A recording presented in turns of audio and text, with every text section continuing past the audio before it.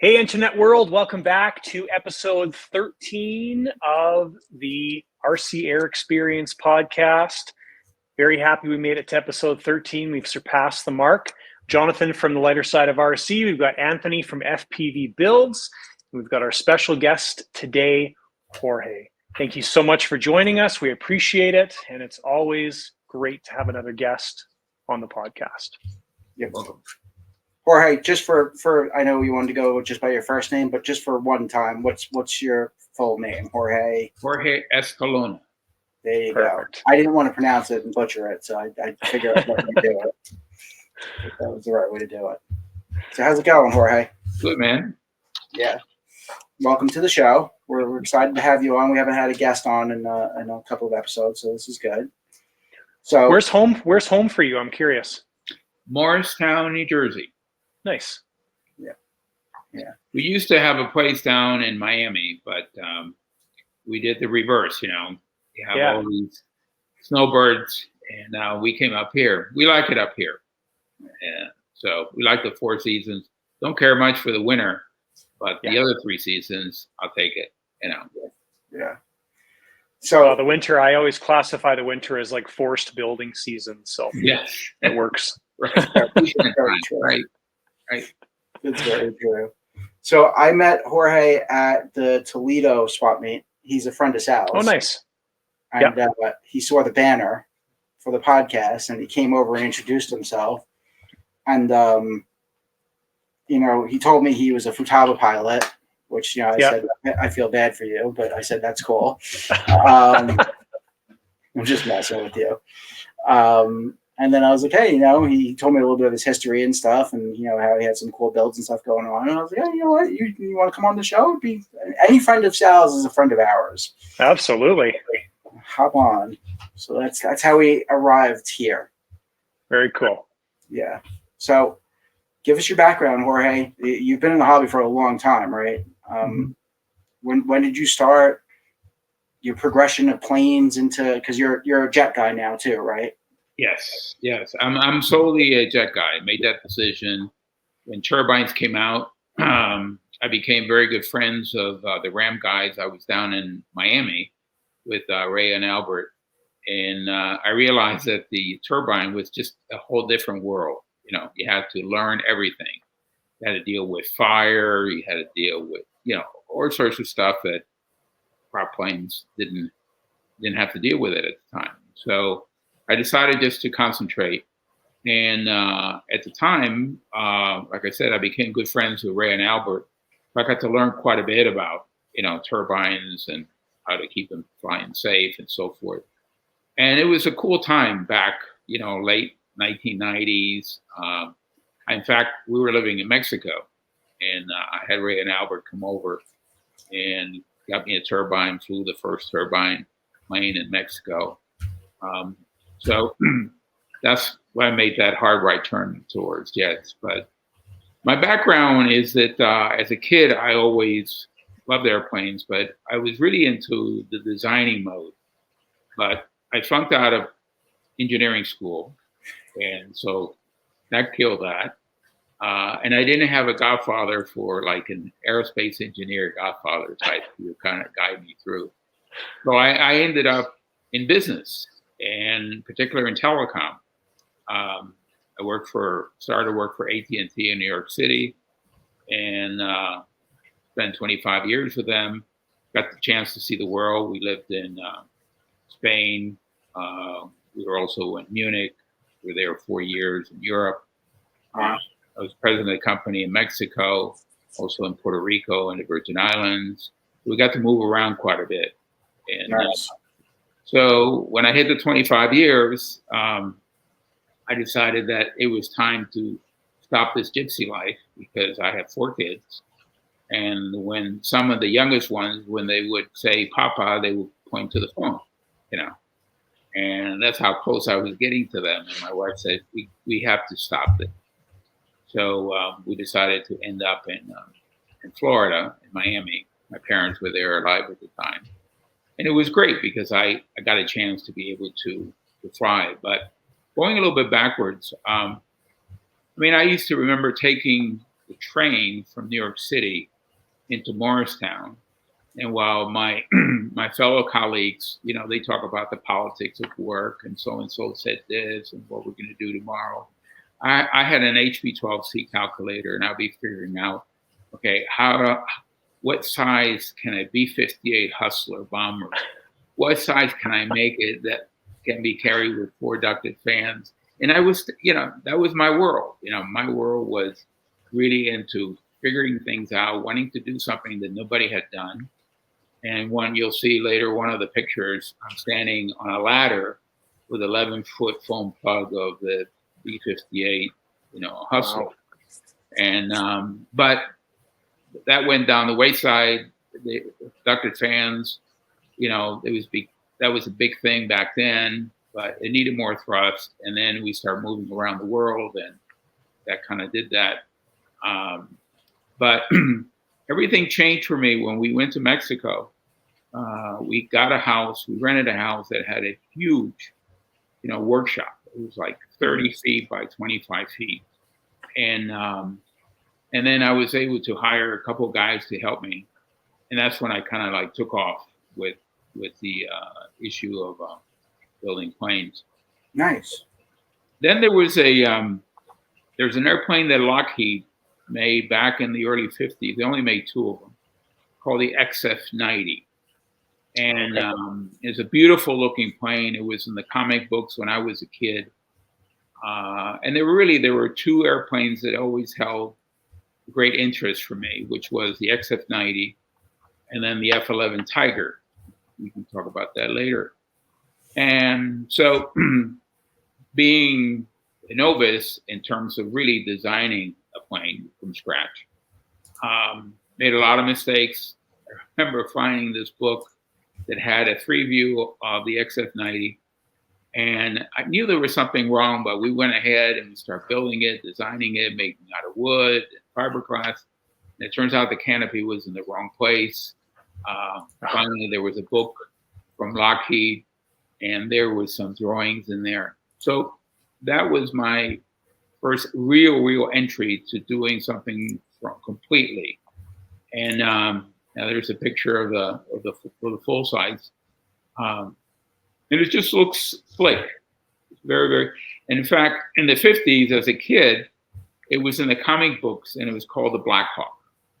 Mm-hmm. That was that name for it. So I spent, I'd say this, 10 years. I went from making it out of wood, doing it out of ducted fan, then making the plane out of fiberglass, then put a turbine in it. It was very small. The wingspan was around 56 inches by 74 inches, and it was a bit heavy. So it was a bullet. But I did put leading edge flats, and had to do it because in Mexico, we had this fantastic, beautiful field that was owned by this guy named Garcia Blake. And it's probably the RC, the culmination of what you think in terms of the field and the runway, and it had a clubhouse, it had like a mini restaurant, it had pool. Right. It had, places for the kids. The covering was like 20-foot fence all over your head. Nice. And there were things I didn't get used to it, but guys would show up, and they had all their planes they all each had their own hangars, and their planes would be in trickle charge. Okay. And then somebody will come and pick up the plane and bring it to them and clean it and fuel it, and they would start it, and they would hand you the transmitter. Sounds like a nice place. Yeah, very, very, very, very, very nice place. But I wasn't into that. And and although 2:00 was the best time because it was nice and bright, but that's the time when you ate. And I realized that I had to follow the custom. 2:00, everything stopped, and you go inside, and they'd be making steaks and all this. But we flew in Toluca Toluca is the flying field was 10,000 feet above sea level. Wow. So if you like to fly a brick, you go Yeah. to Toluca, learn how to fly a brick. Yeah. When did just gears here? So you started with the ducted fans back in the late 70s, early 80s? What period was that? I think it was in the 80s. It was mostly with the Byron, and then I had the BVM. So I remember their name. Again, the Bandit, but that's a turbine. Anyway, the high speed ducted fan with a OS 91 engine or a KMB 91. And that's the best we had. And they were fast. They were built light. But then I went to, I think it was in Florida. There was an event where Bob Fiorenzi came with a yellow F-18 painted in pink, and it had a JPX turbine. And I thought that was the coolest thing I had ever seen. And it was like, man, I gotta go into that space, you know. So what year did you get into turbines around? I think it was like 94. Okay. 94, 95. I think Ray and Albert came over and stayed at our house in 97. That's when we introduced turbines in Mexico. And the planes there was, you know, the bad side was the fact that it was so high and there was no glide. Okay. I mean, these things come down as brick. And on the other hand, they were very fast because they were bullets. But, you know, there were a lot of mistakes. A cool time then was the fact that a lot of people were making stuff in their garages, you know, F-15s or an F-16 or whatever, modifying a Byron, putting a turbine in. Obviously, there were a lot of crashes, you know, back then. Yeah. And, you know, there was an event in Illinois called Superman. And they used to call it at 3 o'clock the crap hour. Would be nice. And that's when people brought out their stuff that was new. And you sat there, you might have a beer, and you watched crash after crash after crash. Sounds like my kind of party. I mean, that was the beginning of, you know, everybody was learning. Right. Yeah. You know, the learning curve was very steep. You know. So what are you flying now? Let's start off with the how many planes question, because it's a good question. So how many planes do you currently have? Let's see. I have 2 Shockwaves. Okay. I have a Scale Jets F-16. I have a Airworld right behind me is a Airworld Hawker Hunter. I have a Tomahawk, the misdemeanor Hawker Hunter, the big one. And I have an L-39, the Tomahawk L-39 in the garage. And frankly, it's enough. I mean, you know. Yeah. Because if you have space, you're going to fill it. And right. And there's just only so much up here that I can handle. Right, you know. right. And then what takes the majority of my time is the Tiger project. So there's really not much. And, you know, plus. Well, you rattled off almost 10 planes. I mean, that's plenty as far as turbines go, right? I mean. And I also had a chance. I've flown different F-16s back then. I flew an F-14 that we converted to turbine. You know, F-15s as well. F-11s, F-16. So I've already had those. Right. But I like some sport. I like the Shockwave. It's cool. It's fast. Yeah. But I prefer Scale. Scale is really my thing. Right. So and there's a lot of nice new jets that have come out recently from a bunch of different manufacturers. Anything that came out recently that you've seen that you're like, I could use one of those? Yeah, I would say the EA Razor.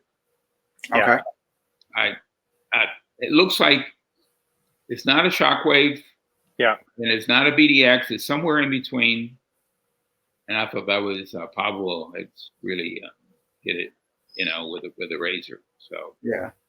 Yeah, they did a great job on that aircraft. I saw it fly down in Miami in December, and it was. I mean, watching Ali fly it, watching Pablo fly it is outstanding. And yeah, we're gonna have one here at the shop in about 2 weeks. So oh yeah, looking forward to that. Cool. Yeah. Oh. So I want to watch the video. I want to learn everything you can. Cool. Yeah, it's going to be a fun aircraft for sure. Yeah, John's videos are good for that. He goes through everything. It's like, seeing everything, every part of the jet. You can, see it all before you buy it. You see it inside out. Looking at John's video, which is good. Nice. Now let me ask you, what engine would you put in there? So in that, the razor that we have coming, it's going to have a 240, a Zykoy 240. So the owner always so it's not my razor. It's for a fellow in California. So he always overpowers his planes. My BDX that's coming on the same shipment, it's also getting a 240, but we're also at 3,000 feet above sea level where I fly normally. So it's pretty typical for us to always go a step up. No, I'd be very interested to get the analysis of the comparison, one versus the other. Yeah. Cool. And this past weekend, I flew the BDX S, the small version. That had a Zykoy 130 in it, and I think he's switching it to a 160. And so it'll be fun to fly that one plus the BDX and see what the difference is too. I mean, it should be obviously a very similar flying plane, just bigger. So yeah, that's awesome. I can't wait to for you to get yours. Yeah, the thing looks sick. The colors look good. They did a really good job on it. Really looking forward to it. So that thing's gonna be really nice. Mm-hmm. That's gonna be a really nice plane, all custom done. I'm excited to watch those videos. That's gonna be very, very cool. We're gonna meet up at a show eventually. Me and Jackie were just talking about it because kind of planning out my summer with what shows and stuff like that, and what to go to as a vendor or what to go to just hanging out. And I'm just going to Knoll. We're leaving this weekend and going to Knoll. Yeah. And we're not going as a vendor. Although now I kind of got roped into helping out FR Sky for a little bit. So yeah, that's okay. Well, I told you, man, come to Montana Jets. It's going to be a maiden fest of a lot of. When is that again? Middle of June, just after Father's Day. So I don't know. That's it. I got 14 XXL. I have other stuff around that period that I might have to go to. I would love to, but I was like, you know what? We were just talking about. I was like, maybe we'll just make a straight up trip to Canada and go visit John in Canada. There you go. Absolutely. See what that's like out there. More than welcome. Visit Canada. I've always wanted to go to Canada, see what it's like. Why not? John, it's beautiful in the summer. I'm sure. What's that? John, where's home? Home for me is the closest busy place would be Calgary, so YYC. We're close to Banff. If some people don't know where Calgary is, but they know where Banff is. But yeah, we're just 20 minutes south of Calgary. So, and then for anybody watching that doesn't know where that is, it's about 4 hours north of Montana, of like Whitefish, Kalispell, Montana. I've been wanting to go to Montana, so it's appealing going to Montana Jets. Absolutely. Yeah, it really is. That's interesting. So Jorge, what's the most difficult project you've worked on in your time period in the hobby? Oh, it has to be the Grumman Tiger. And I'm sort of to blame for it. Because I made it very difficult, but I'll explain what I mean. About 10 years ago, I was always interested in the Tiger because no one had ever done it. That's the first. Yeah. Okay. Secondly, it was really the inspiration for Bob Violet to come up with the Bandit. Okay. It was also the inspiration for Tom Cook when he came out with the Starfire. Yeah. So, and what Violet did was and I had this conversation with him, which was, what you did is you took the Tiger, you put the gears, you moved the gears from the fuse, you put it out in the wing, and you took the wings, instead of being mid-wing in the middle of the fuse, you put them low, and there you get the Bandit. And I remember he smiled at me and he said, "Oh, those were my hot rod days," because that's his first supersonic jet in the Navy was Tiger. That's the F-11 Tiger? 11 Tiger, F-11, F-1 Tiger. And what Tom Cook did was he went after the short nose version of the Tiger. So, but no one had tackled the plane. One, because the gear is very, very complicated. Yeah. And also, I don't like the idea of putting a tube to hang on the wings right through the middle of the fuselage, So there it is. So, but I decided I wanted to do it. So I found that Grumman had this place called the Grumman History Center. And it was in Long Island, and it had this building. And it was mostly for retirees to come there and show their grandkids, with the planes that they had worked for during the factory days of Grumman. Yep. And so I went there, and I got access to the drawer in the main floor. And I went there like 5-6 times. And after finishing off looking at stuff 3 times, I had a bunch of holes in terms of information that I needed to be able to come up with a design. Mm-hmm. There was a fellow who was in his early 90s. He was an ex-engineer, and he ran the place. His name was Larry Filiu, and he and I kind of hit it off. We became good friends. And he said, "Anytime you want to come." So I did. It was about an hour and a half from here, from Morristown. But one day I asked him, I said, "Look, I've checked these drawers, and yeah, there have been some copies and stuff. There's some drawings, but they're blueprints versus regular drawings. Do you have anywhere else where I may find something about the wing or the gear, whatever?" And he says to me, "Downstairs."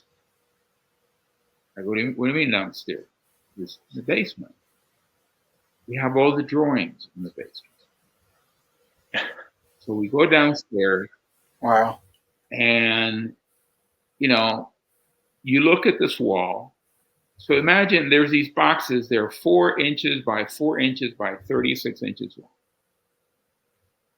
And they're like 300, 400 of them or more. I mean, wow. Okay. So you take out one box, and there's like 30 drawings, original drawings, signed by the engineers.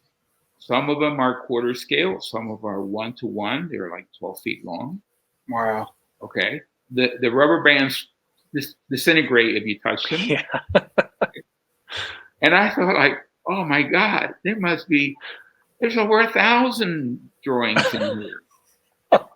I've gone to heaven, except that I realized, I said, well, wait a minute.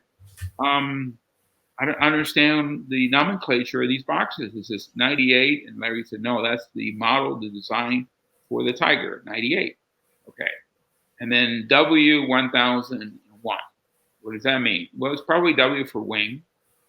And that box probably has 20 drawings, at least of the wing, from 1001 to 1020 or something.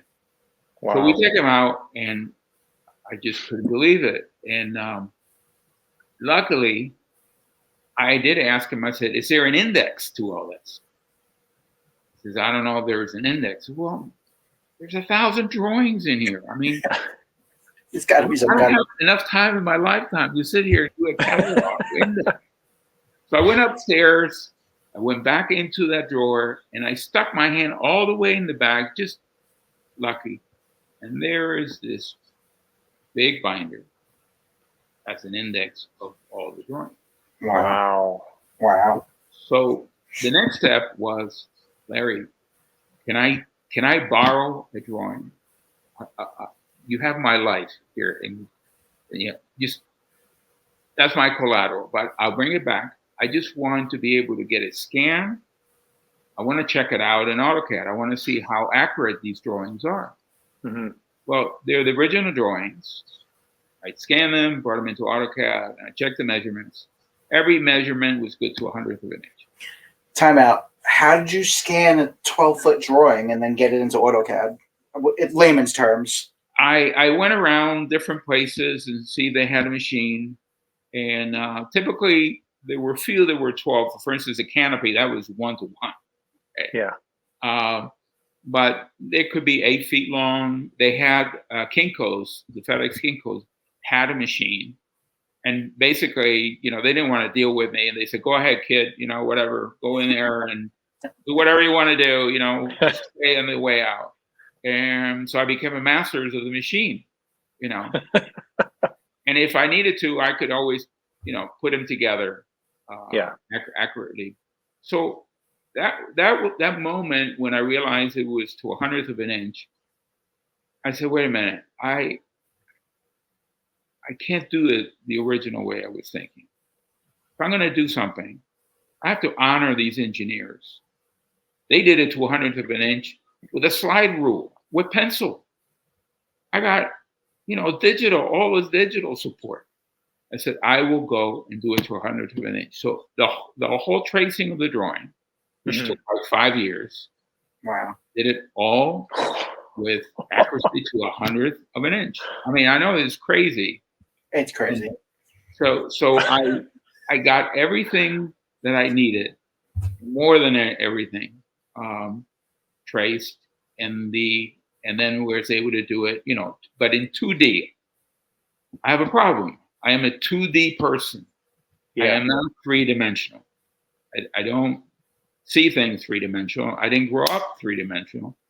I was a draftsman once, and I was 17 years old in a phone company during the summer, but it was 2D. Okay. So I have all this information. Everything is perfect. And along the way, there was this guy. His name is Robert Bess. If you heard his name. Yeah. Robert is an aerospace engineer. Superb brain. He is the one who came up with all the airfoils for Bob Violet's airplane. And so I had known him quite a bit. In fact, he and Larry Lewis were the starters for First in Flight in North Carolina for the jet event. And so I knew Robert's background, and I would talk to him, get his advice and so forth. And then one day Robert says, you you really need to convert all this to 3 dimensions. I said, great. I don't want to go to class. Those days are done. He says, no, we'll reach an agreement, reach a contract. And he took all of my drawings and he put them in 3-dimensional. And on top of that, he checked out the wing. There were some parasite things about the wing, and he fixed all that. And he gave it to me. He says, here you go. And now I could slice the plane, the fuse, the wing, anywhere, and get a 2-dimensional, come up with formers and so forth. So that was absolutely fantastic. I mean, once we cross that, I have it in SolidWorks. I can do whatever I need to do with it. And so now, then the question was, okay, what do I do with this drawing? And I had been competing in Top Gun, and there was a guy there from Europe. It's called Mirce, M-I-R-C-E, and he makes these jets, scale jets, out of wood, like the F-104 and a few other, very, very cool. But it's really 2D, It's just a lot of formers, a lot of wood, planking, etc. And I said, you know what? I think I'm going to go that way. And one day I am Sal, my buddy Sal from Sky Candy. And he says, Jorge, there's this German guy. His name is R.C. Ramey. Out of 3D. What are you talking about? Yeah, man, he's making a fuselage. He's making this airliner out of with a 3D printer. So I go in. And I go, wow, this is very cool. Okay. Yeah. And then I realized I can come up with the completely accurate to 100th of an inch fuselage, wing, everything, because I already have it in SolidWorks. Yeah. So through acquaintances, I found this kid who's a senior in high school here in one of the schools, and he was the robotic expert. And his name was Aaron Binstock.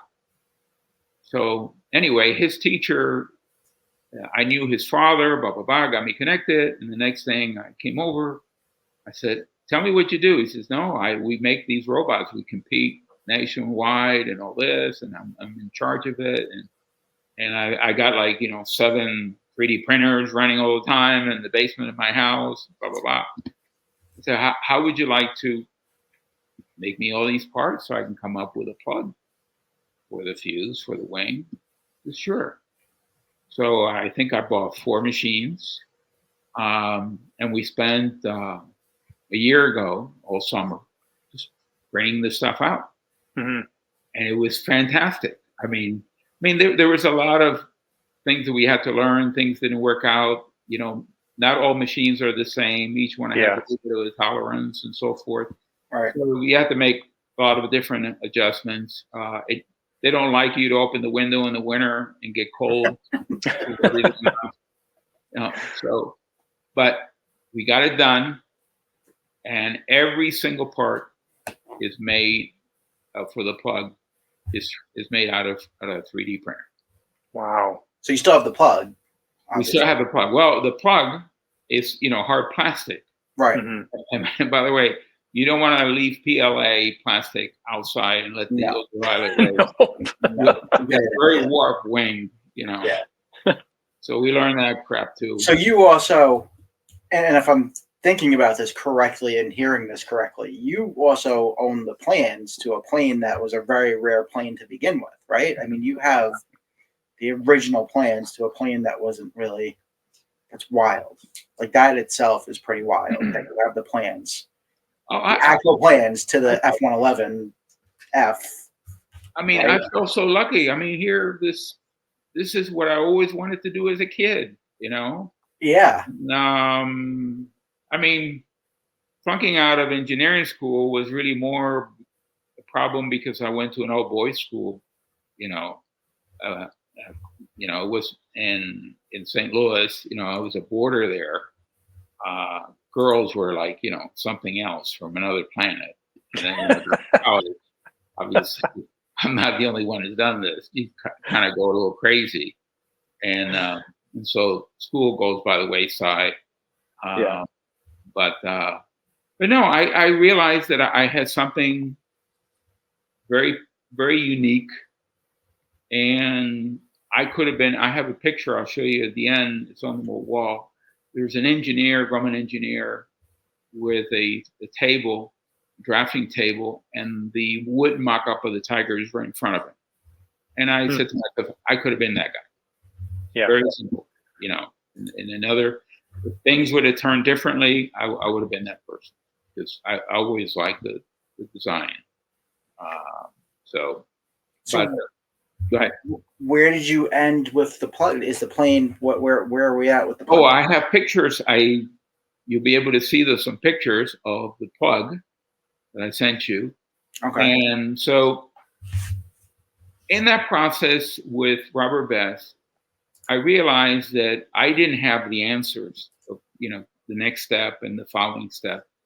And I really needed to get a team of people who knew more about this stuff than I did. Mm-hmm. That's exactly what I did. I went up to each one and I said, look, this is what I'm trying to do. I need your help. So Robert was the first. And then Billy Stevick, who's down in Florida, he owns both Bob Dibley models, and he does a lot of plastic stuff. He does a lot of the plastic for the lights. Oh, that's right. Yeah. Yeah. He does canopies and all this, but he's a master builder. Yeah. And so I hired Billy. And there's a funny story here. But Billy at that time was having problems with his knee, and eventually he got a knee replacement that didn't go exactly perfect. So he didn't have a lot of time to be able to stand up to work. Basically, I got him all the 3D parts, Mm-hmm. Have to be joined together. And obviously they have to be sanded, they have to be filled, they have to be primed and all that kind of stuff. Along this time, going a little back, I'm in RC Universe and in the scratch build section.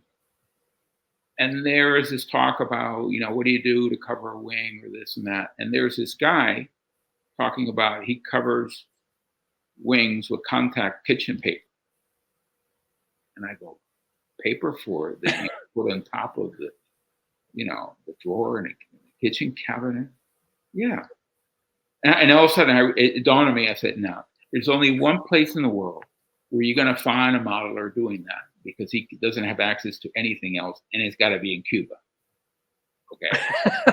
And I had been going to Cuba every year because I have very close relatives there.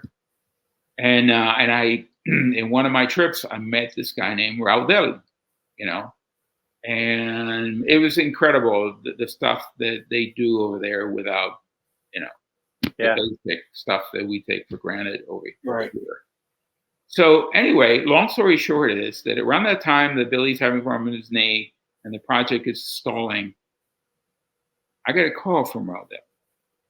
I hadn't heard from him in 3 years. Hey, Jorge, blah, blah, blah. Basically, I'm in the US. My father claimed me, and I'm here. I have no money.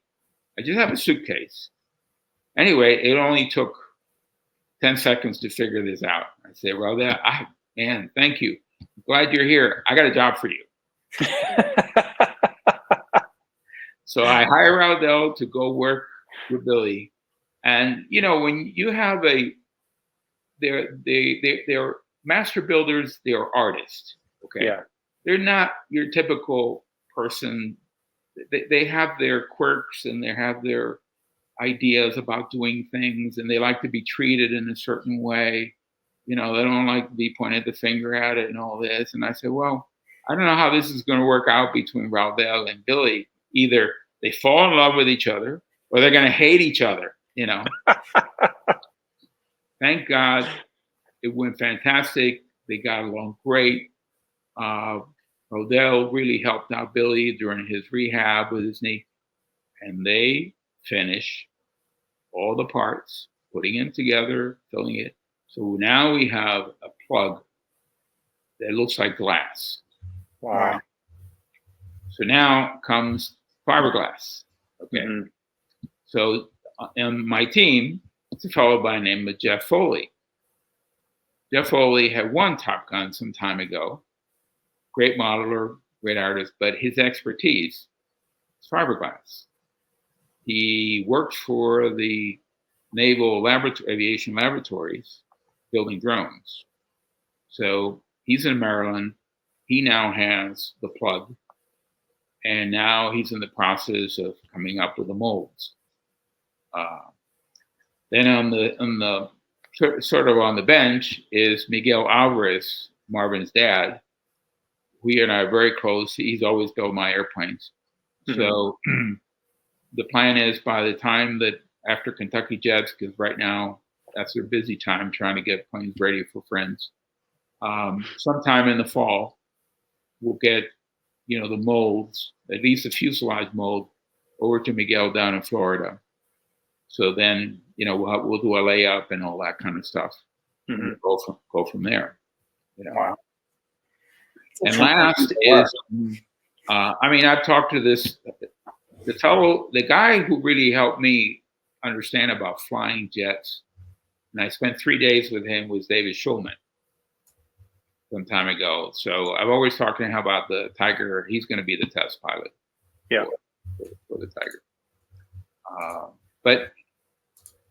And then I have the machinist guys doing the gears, and that's also an art. So I spend half of my time just coordinating this, that. This goes here, this goes there. But it's a big airplane. It's quarter scale, it's 140 inches long. Wow. By 95 inches. It seems like a crazy project. Just from the story, from the beginning of I get it though, because having the plans and that makes it special, right? So starting with the original plans from Grumman, I mean, that's a once in a lifetime opportunity, and then going from there. And you don't have to figure things out. They already did it. Yeah.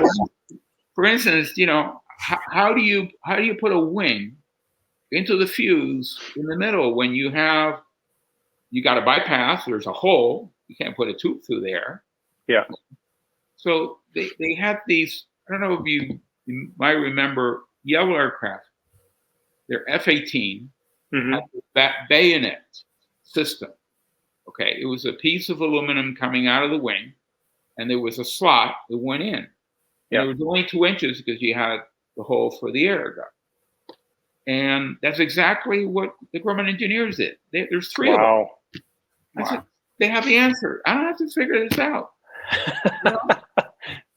Well, and when Anthony, when you put that picture up of the plane, totally can see the Bandit in that plane. Like it's exactly you said.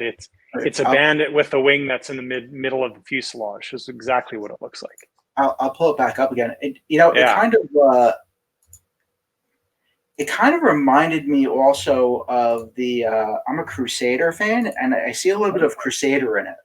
The F8F Crusader, the F8. Yeah, Crusader. It was that same era. Yes. Yeah. Mm-hmm. So when I see that, I kind of see Crusader a little bit. Let's see. There we go. Yeah, I see. Swept tail, everything about it. It's crazy. So it's like back then, like the jets, right? If you look at a lot of the jets back then, it's almost like just a rocket with wings on it. Like the shape of the body is just that tube shape, and a lot of them are like that. Like the Crusaders like that too. It's got a very long tube shape. The Panthers like that. It's got like a tube with wings on it, and you can kind of see that in this right here. This is just a round tube with wings on it. You know what I mean? Anthony, can you post the Blue Angel photo? I think I can. Yeah, I want to say.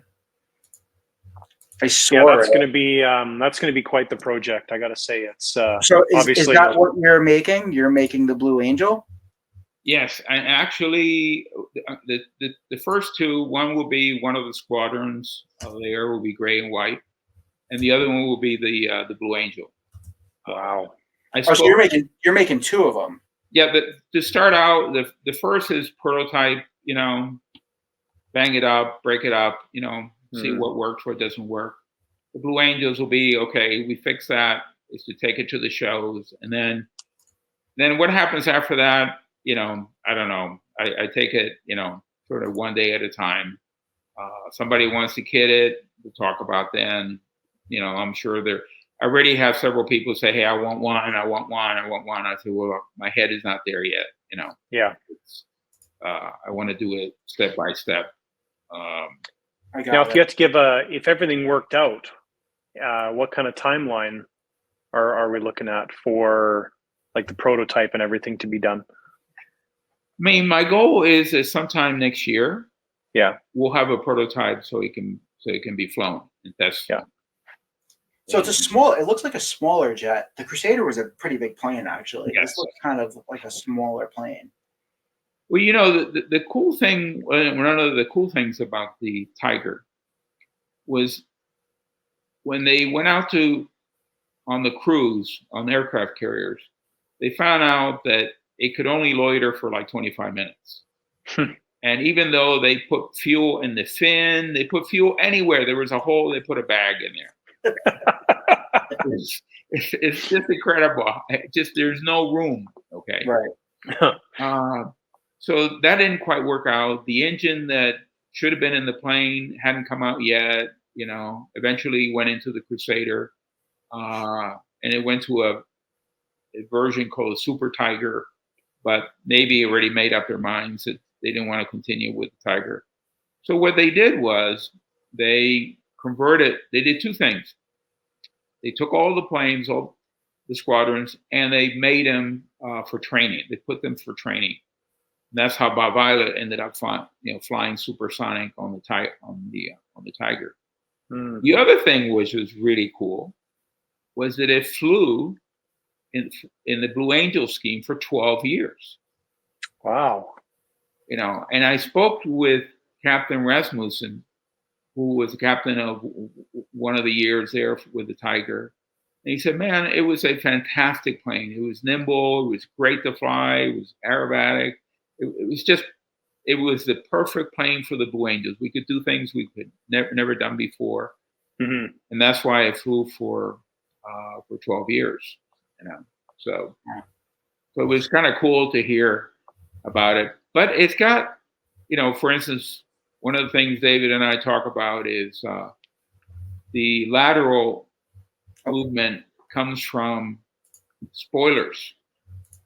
Okay. There are no ailerons. There's no taileron. So just spoilers, and that's it.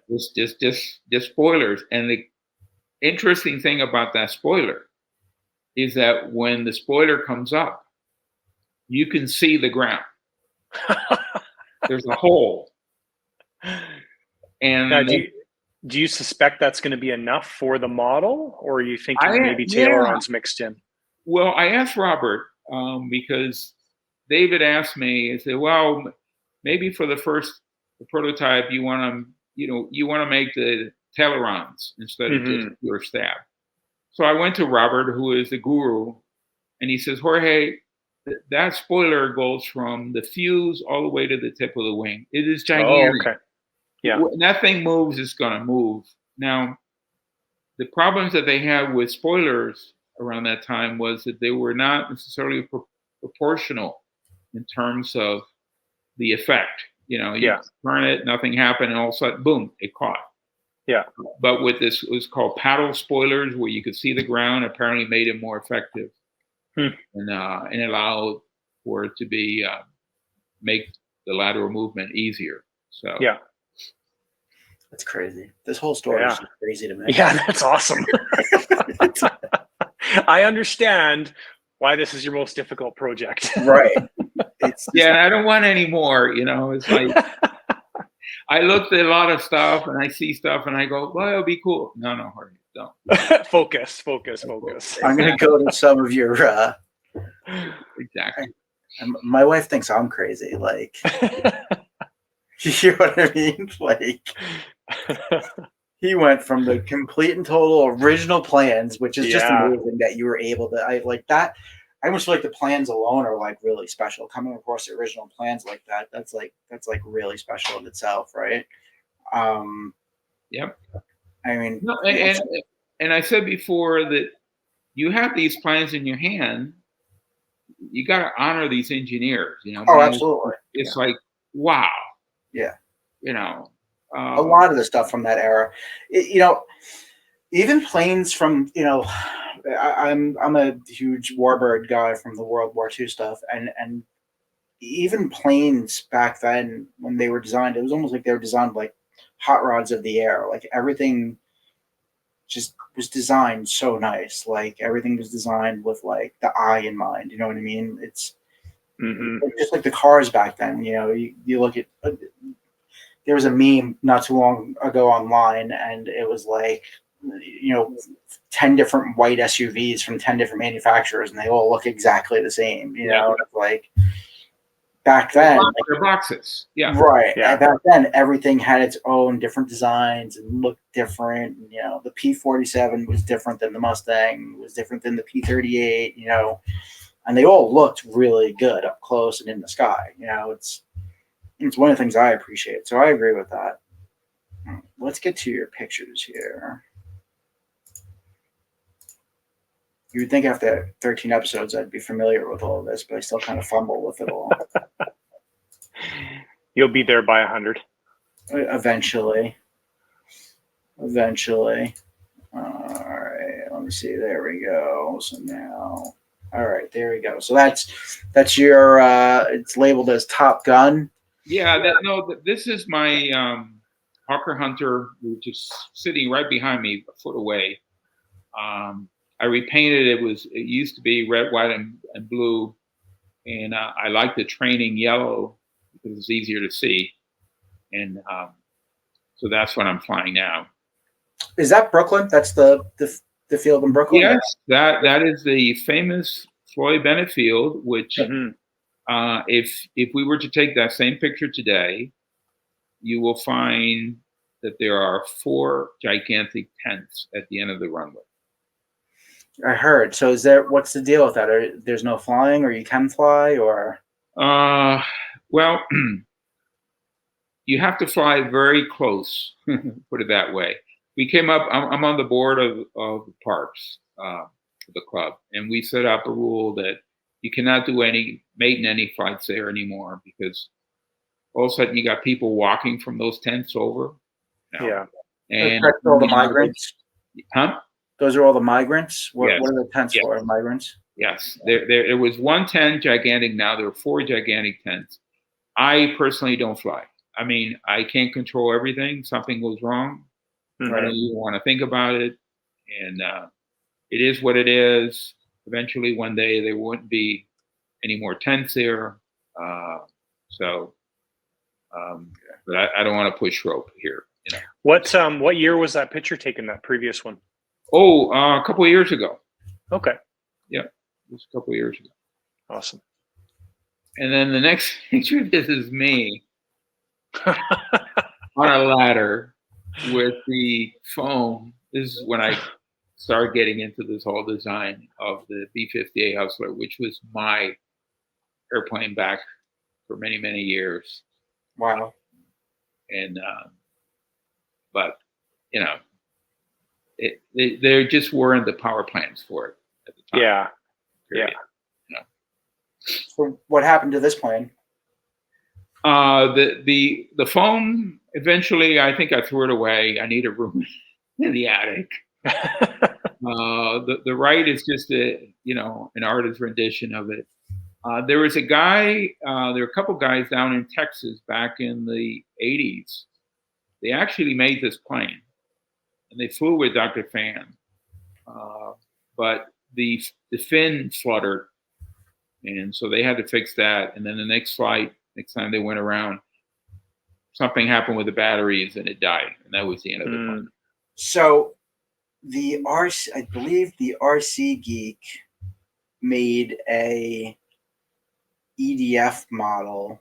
Oh, is this the one? Yeah, he made it, and it ended up crashing. Yeah, on one of his flights, but he put a lot of work into it. Shout out to him. I don't know if he watches any of our podcasts or not, but he's got some really cool stuff. Yeah, he made a B-58 Hustler, gorgeous plane. Gorgeous. And from watching his video, I watched the video of the after crash, because it's kind of sad seeing somebody put a lot of work into something like that, doing a scratch build like that, and then having it crash. From what his analysis was, there wasn't enough air coming in to the fuselage for the ESCs, and I believe the ESCs overheated. And that's what caused the plane the ESCs overheated, and I think it took the rest of the electronics with it and caused it to have an untimely death. This is the Lockheed XF-90, and the story of this is that I had a friend, his name was George Liu, lived here in New Jersey. One day he said to me, he says, I know you got 2 of them, or 3 of them. One is balsa for prototype. You have 2 fiberglass. Why don't you give me 1, and I will finish it in metal. So that's the outcome. And everything was full scale. The gears were full scale. It took some guy in Ohio 3-4 years to build and all this. And however, we're very good friends with an aviation artist. His name is Keith Ferris. You might have heard of him. And for instance, the Smithsonian Air Museum there in Washington, the big mural with the B-17, he painted that. And so he lives about 50 minutes from here. He's quite older. And I've showed him all my planes and all this, and he looked at the XF-90. Well, somehow he got hold of General Metcalf, who was the director of the Air Force Museum in Dayton, and said, you don't have an XF-90, but I know someone who has a model. Anyway, long story short, I get a letter from Metcalf asking, says, could you please donate the plane to the museum? Wow. And since we don't have, at that time, we didn't have an XF90. How are you going to say no? Yeah, of course. So that's what he got. So you have one left, because it sounds like you I have one left. Actually, I have two. I have the prototype that is mostly in balsa, but it's workable, everything. And then I have one in primer, white primer. Gotcha. And it's just been kind of sitting there. You get to a point where you want to move on to the next thing. Yeah. Right. But I haven't gotten rid of it. It's sitting downstairs. Yeah. That's pretty cool. Okay, John.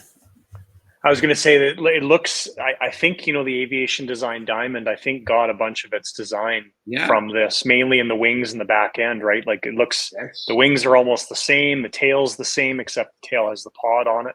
Right. Right. So it definitely pulled some design items from this. That's pretty cool. It's a pretty cool looking plane. Yeah, it really is, for sure. Yeah. Everything looked like, spaceshipy back then. Yeah. Sci-fi. Oh yeah, there it is. Yeah, so that's my misdemeanor, the Tomahawk. Yeah. And it's a great plane, easy to see. That's been in a few of the jet magazines. Yes. It it just takes. It basically takes 3 people to get it out of the trailer. Yeah. So the other Hunter is a little bit smaller, and but this I take it to a major event, it's a cool paint job. It's my there's a story to this. When I competed in Top Gun with this plane, it's got a bunch of stars all over the place. It's got like 400 stars, right? Would you believe that one of the judges found a star that didn't belong in the plane? Oh my gosh. There's 400 stars, okay? He was dedicated that day. And so I went to Miguel, who painted it, and I said, Miguel, did you have too many beers that day when you were putting the stars on there? I mean, how did you end up with 401? I mean, it's just so funny. So that's a cool plane, though. So this is my old faithful. I forgot to mention the Cougar. With this, I won the pro class, and I've had it now for several years, and it looks dirty and everything. It looks like the real Cougars, Mm-hmm. Yeah. They weren't pretty except for the Blue Angel ones, and that was over in Top Gun. Very cool. Beautiful. Yeah. So here gives you a little bit of the idea of the Tiger and the lines. I mean, the top view is just, it looks fast, right? Yeah. And the scheme, the Blue Angel scheme, is just absolutely perfect. Yeah, it's a gorgeous plane. So these are some of the squadrons. These are the bottom ones that you in the glow red. Those are now in the training squadrons in Texas. Okay.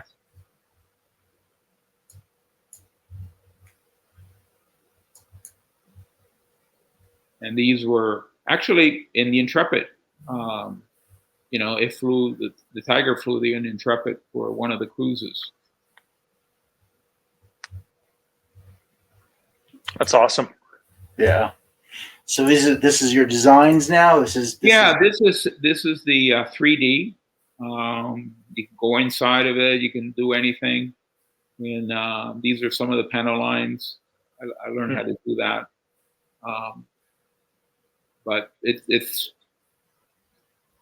the information there is all there, and it's incredible with the 3-dimensional. You can pull anything out, add it, change it, etc.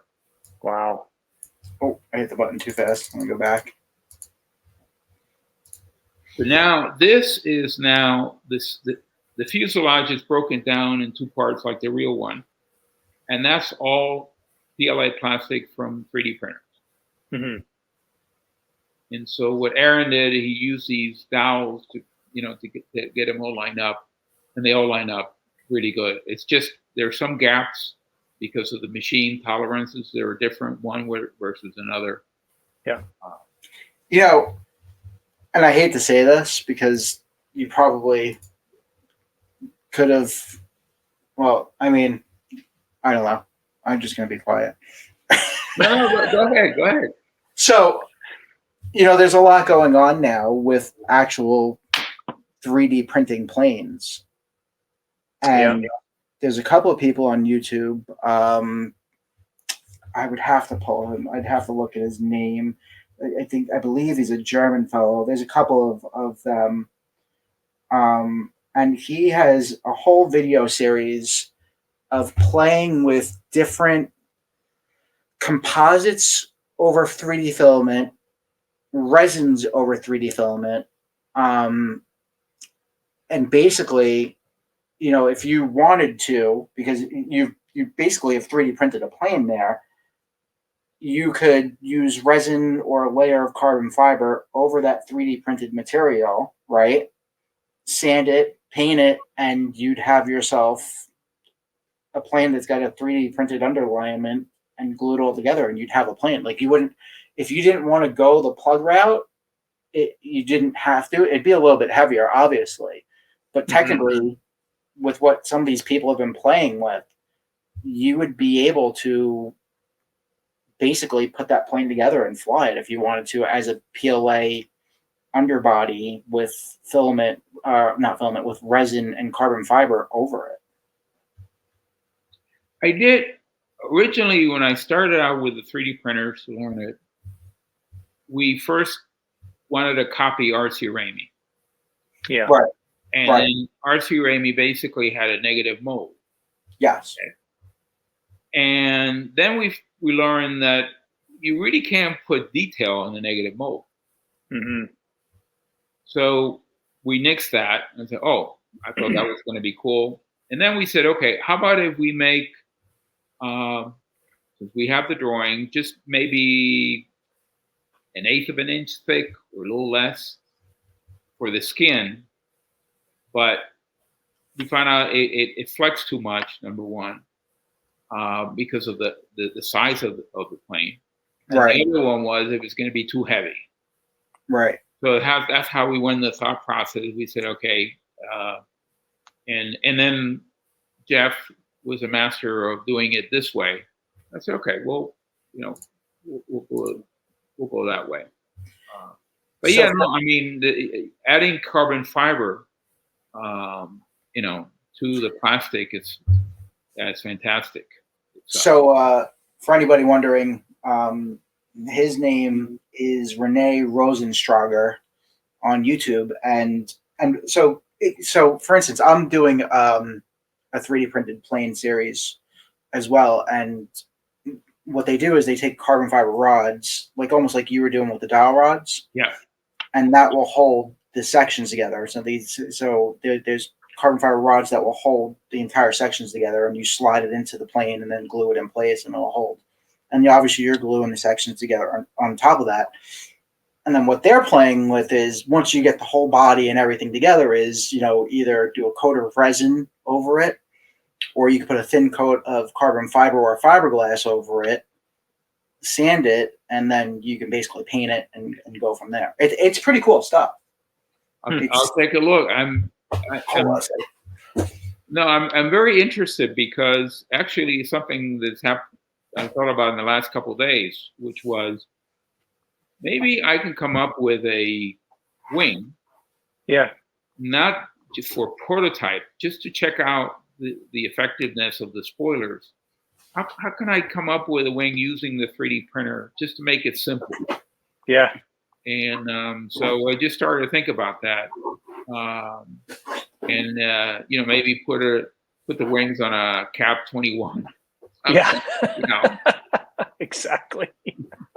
It's for instance, I remember in Mexico, in Toluca, I came up, built this balsa fuselage, okay, and with a OS-91 and a pipe underneath, and I put the XF-90 wings on it. Yeah. Now, the wings had a leading edge slat. but it was just on a hinge. It didn't come out. It just fell down. Okay? And well, at 10,000 feet, that plane could not take off unless you drop the slats. Yeah. When you drop the slats, I was taken back. I go, whoa, wow, man, this is incredible. Yeah. It just changes I guess, to get all this lift you get from the leading edge slat. And I can do touch and goes, but if I didn't use the slats, it wouldn't come off the ground. Yeah. So that idea, the last couple of days, how can I do something? So I'm going to be checking other people and see what they're doing. So I'm 3D printing. This is a UAV, a twin motor, basically UAV that I'm 3D printing. But I've also been playing with to make it a little bit stronger on the outside, because this is printed single wall with basically zero infill. Yeah. You know, if you touch it, it's kind of soft. Yeah. You do that to make it lighter, but I mean, so I have the canopy right here. So the canopy is in yellow. That fits into there like that. And so you printed that, Anthony? Yes. Cool. Yeah. That's cool. Yeah. Yeah. So this fellow that you're talking about on YouTube, so when they're putting the carbon rods into the pieces that connect the fuselage, are those receiver pieces printed into the setup? Yeah. So like you see these two little holes here. Mm-hmm. That is for a 1 mil carbon rod. Oh, okay. That you slide through. So what you would do is you would glue, except for the canopy, right? And then I have part 2 to the canopy too. Mm-hmm. This is part 2. These two have to get glued together. Obviously, these 2 canopy pieces have to get glued together and fit together. But what you would do is you would put the carbon rod in through these back holes here, right? You would slide it through the whole length of the fuselage, basically. And then you would glue these sections together. So, like, these sections kind of plug into each other. They have, like, a little bit of a male-female type thing going on. And then you would glue them together, and the carbon fiber rod would give it rigidity, basically. It'll give it strength. And then, like, I have more pieces here. So, like, this is a part of the wing right here. Mm-hmm. So the wing's the same thing. Like, they have a spar that will go through the entire wing, and then you glue these pieces together. Yeah. For strength. You know what I mean? Yeah. Let's see. I have control surfaces too. Let's see. That's super cool. Well, the whole 3D printing world, I mean, it's so much the same, but things are just, the technology is just going nuts as far as, you go 1 year back and things have advanced a lot in 1 year, 2 years, 3 years. So this is my first plane that I'm 3D printing, and there's people who know more than I do about this stuff, and they're doing more. So like this is a control surface for I think this is the rudder.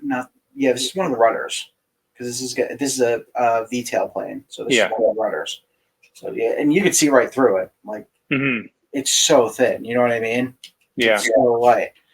You can see my hand behind it. Like, one of the things that I've learned is you really have to dial in your settings to 3D print the plane. Like, it's not. It's easy once you get your settings dialed in, right? Yeah. It's figuring out that and getting that to work. And like I said, there are some downfalls to this. So this is regular PLA, right? And it's very it's very soft from the outside. That's why people are playing with different ways to kind of make them stronger without adding too much weight to them, right? Because you don't want to make them too heavy, because then they won't fly that good. And then also you want to have some impact resistance, right? Because that's the other problem with 3D printed planes, as opposed to foam planes or anything else, is if you take a hard landing with a 3D printed plane, they just shatter, right? And you can reprint the parts, but I'm looking at George's plane here, and he's basically, Jorge's plane here, and he basically has something that you would pretty much you could probably downsize it even a little bit and turn it into a 3D printed turbine. Like Yeah. I want to show you something. Which is pretty cool, because I'm looking at that and I'm like, that's basically a 3D printed plane. Like, yeah, totally. You know what I mean? Can you go back to 3 screen? Yeah.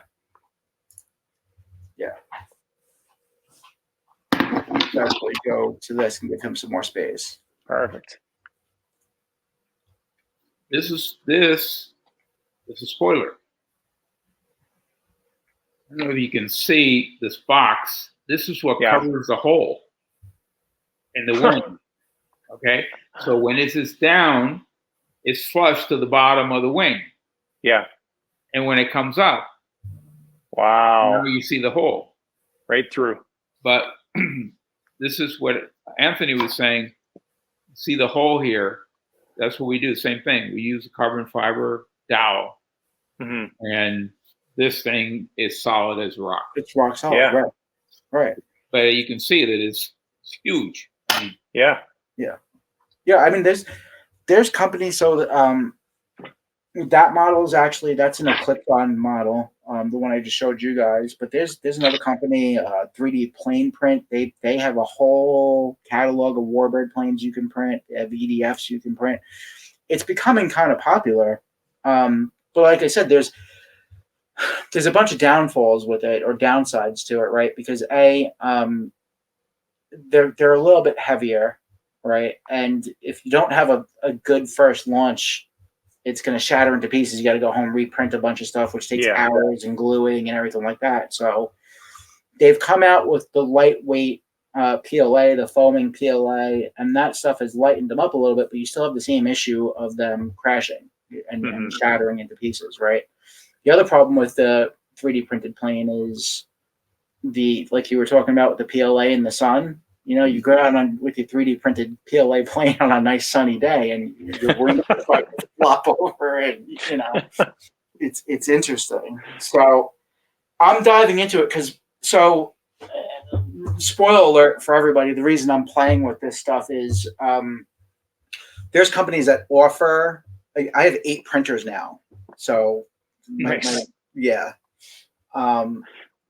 What I want to do, because I have a bunch of different relationships with different dealers and stuff now, what I've been thinking about is there's people who would get into 3D printed planes that don't have printers, right? Yeah. So what I wanted to offer, or what I'm thinking about offering, is a full kit. So like right now, you can buy a fully printed plane kit off of eBay. And it's just the parts for the plastic PLA parts to glue it all together. Yeah. And what I'm thinking is, because I have a bunch of really good relationships with a bunch of different manufacturers and stuff now, is I want to put together a whole kit that comes with the servos, the motors, the ESCs, the hardware. So now when you get this plane kit, you glue it all together and you have everything you need in one box. That's the other problem with 3D printing planes is you have to hunt down your control rods. You got to hunt down the carbon fiber rods. You got to hunt down the hardware. So it gets a little involved. You're constantly making trips to and from the hardware store, right? So if somebody offered a whole kit that came with all the hardware, the motors, the ESCs, the servos, the control rods, it's hard to scale. Well, I like your idea, partly because so many people in our hobby complain that the foam planes are destroying our hobby. You used to build your box of wood and everything. That's almost a step backwards, right, to putting it together. At least putting it together more than a foam plane, right? You still got to do some building. So interesting, right? It's hard to scale. Yeah, so like sure. I'm all about printing. Like, you see how nice that printed, right? It took me a couple of tries to get it to print that nice. Of course. And the speed that you're running to print that nice, you're not using a bamboo printer at 500 millimeters, at 500 a second. That's not happening. Like it's running a lot slower because you need a really good layer adhesion. That's one of the biggest things that I've learned about 3D printing planes is because you're doing such thin walls and you're not really doing infill, you need really good layer adhesion. Yeah.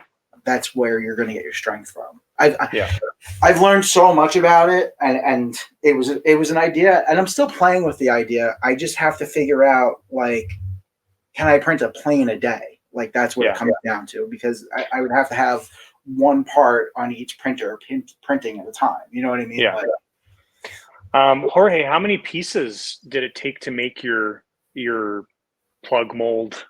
A little bit over 100. yeah. Wow. And that's Yeah. just for the fuselage, or that's wings too? That was the wings too, but 30 of them were bad. Wow. So say, 70, 80 at the end of the day were good. Yeah. And they were heavy when you add them all. Yeah. And it's huge. I mean, the circumference of the fuse is it's very big. But yeah, it's about 80 pieces. Wow. And by the way, we learn about the UV, the effect of the UVs on the plastic. Yeah. It happened that one piece was on top of, it was over Billy Stevick's workshop. He's got like a big garage, and he's got his big table, and where the table started, he put some parts, and he let the door open because it was a beautiful day. No. Yeah. And the sun ray just came in and buzzed it. And we're like, it was the angle of it. Doesn't take much, does it? No, it didn't take much. Well, we learned, I mean, that's Now you could have made it. You have the 3D. I mean, you could technically have done the 3D, the negative plug for yourself, right? It's just that you can't do the panel lines and stuff like that. That's the concern. Yeah. You'd have to add all that stuff after the fact, which is and it'd be onesie. You have to do it for each one. Yeah. But no, I mean, I'm so glad this R.C. Ramey got involved in all this, because he was really doing stuff out of the box. Yeah. Talented guy, very talented. Yeah, guy. for sure. Yeah, extremely talented guy. Although, he talks, I did this, I did that. There's probably 4 people working on in the background, Especially when he's in Tyler Perry's workshop now. Yeah. Now they have a whole team. Tyler's calling it the Jet Factory. Yeah, exactly. Yeah. They're coming out with they're building some cool stuff, though. I give them a lot of credit. They are. It's pretty neat to see, for sure. Yeah. It's nice to see somebody, with his stature in life or fame in our hobby, because the hobby needs to grow, right? For it to stay alive, we need new people coming into it. So it's somebody like him, who's a famous guy, who's flying these cool RC planes. It might help draw some more interest and bring some more people in. So I'm all about it. Yeah, absolutely. Yeah. So, Jorge, thank you for coming on. Do you have anything else you want to share with us before we go? Yeah, I have a Canadian story. Awesome. It's kind of unique. See what you guys think. So Jeff Daly calls me up. He was a major at the time, the Canadian Air Force, and he says, "Listen, I'm stationed in Cold Lake, and we're having 50th anniversary of the base, and there's going to be a big air show, and we have a slot of 9:30 to 10 o'clock for models to fly. And since I had a couple of F-18, yellow F-18s painted in Canadian colors. One was a 2-tone blue, it was really, really good looking, So can you bring that up here and fly it? I said, at the show? Yeah. Well, I learned quite a bit, because I get a call from somebody at the base, and I said, by the way, I can't orient myself, but Cold Lake, Alberta, like driving from Chicago, how long would it take? And he goes, 4 days. I go, oh, shit. 4 days, forget it. 4 days. That ain't gonna work, man. That's not gonna work. Okay. So Jeff got involved and calls me up and says, we have a sponsor, the guy who ships missiles in and out of the base. This NATO has their winter exercise there at Cold Lake, and they have to ship in all the missiles and armament and all that. Can't fly it over there. He says, you just got to bring your plane to Toronto, and they'll take care of it. They'll deliver it at Cold Lake. I said, okay, that will work. And actually, Lucas was with me. He was taking the MiG. and the MiG-29 for a Fiber Classic. So anyway, we got there, and we're practicing.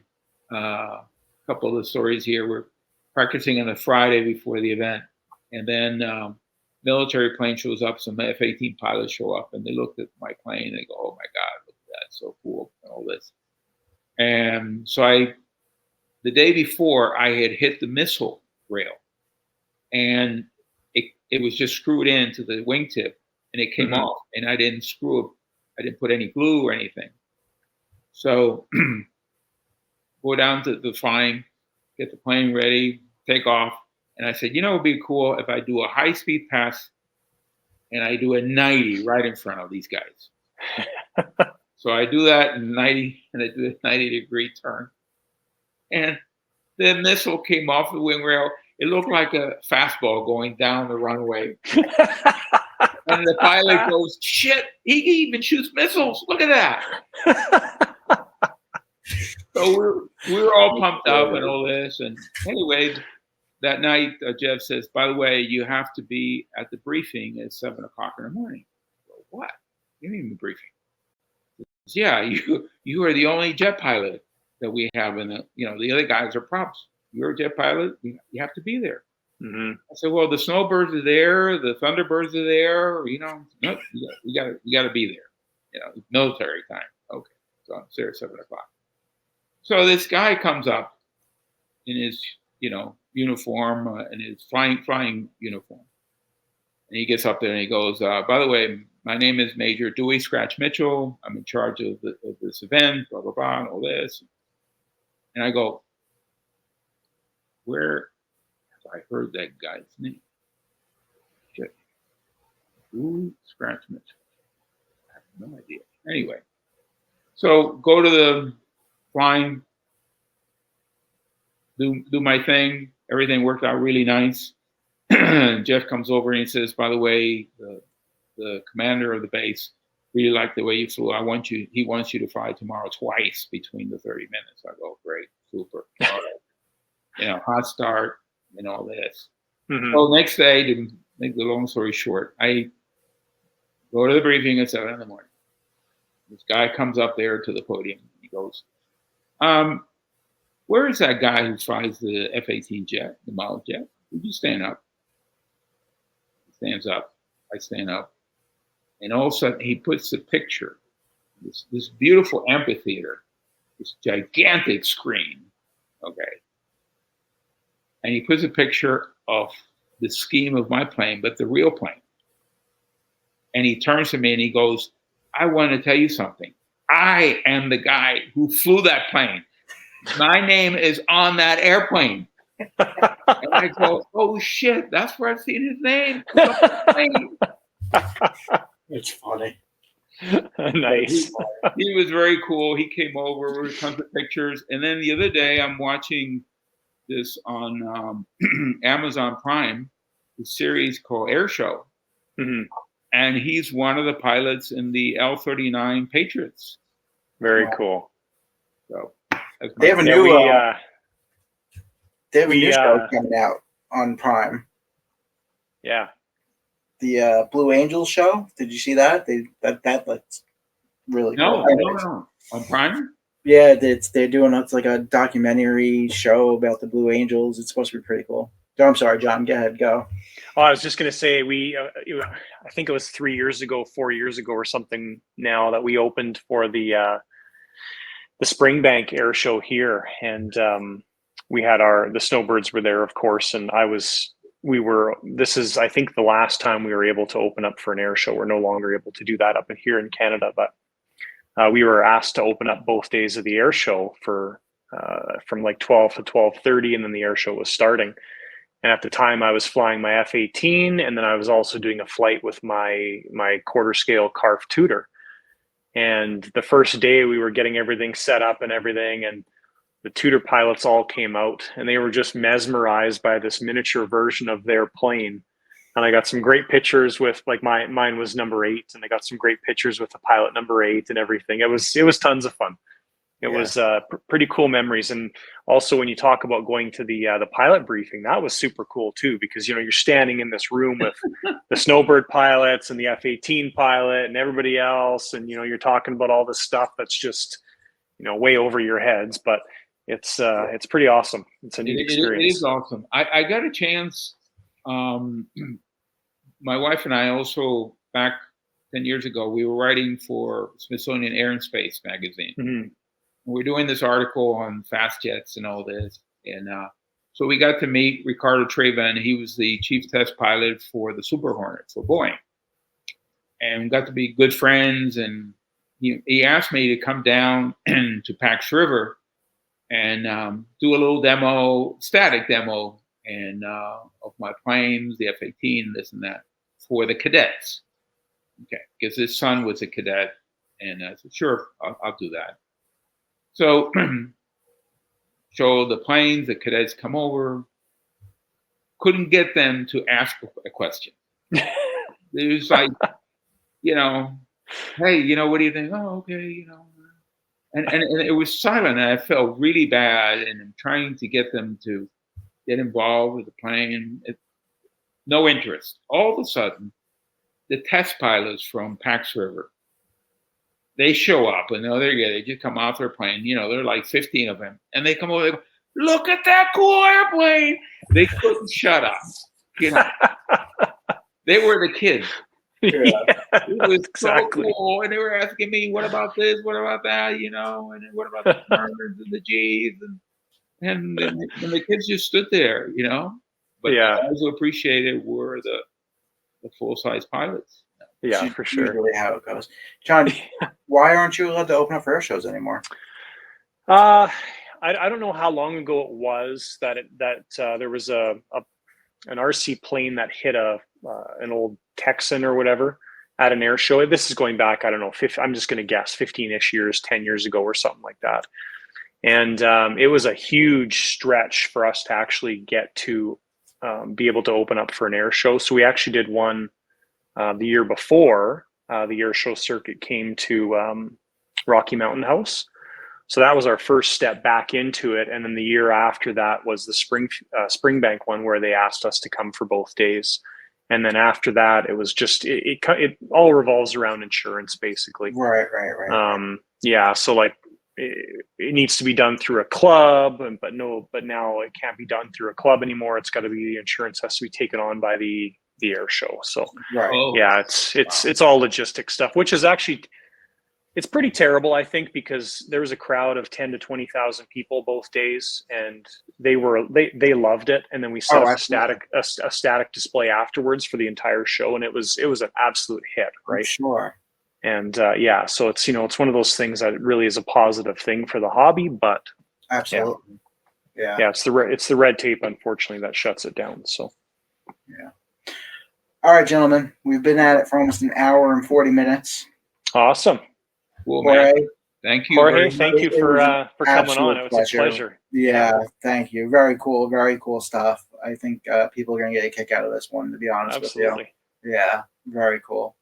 Super jealous that you got original plans for a plane. So. That's all right. It's okay. But thank you for coming on and sharing with us, and good luck with the project. I mean, yeah, for sure. I'll keep you guys informed, and sometimes it doesn't seem like there's much headway. Things take time. And like when machinist Raul, he says, man, all of a sudden I wake up at 2:30 in the morning and I got the answer, Yeah. But sometimes the next day I don't have the answer the day before, it has to come. Happens to me all the time. Yeah. Happens to me all the time. I actually just had something the other day that I was designing and trying to figure out. And I was, you ever get to that point where you're just overthinking it and you're coming up with like the most overcomplicated solutions? And my brother-in-law was over and he's like, well, why don't you just make it a little bit longer here? And then you can just drop a cotter pin through it there. And I'm like, oh my God, there's a simple solution. I'm thinking about all these hardware solutions, and I was driving myself crazy. And I was like, you saved me like 10 hours of just thinking. I get it. It happens to me all the time. So Anyways, have a good night, fellas. Thank you. Awesome. Thanks, guys. Guys, thank All you. right.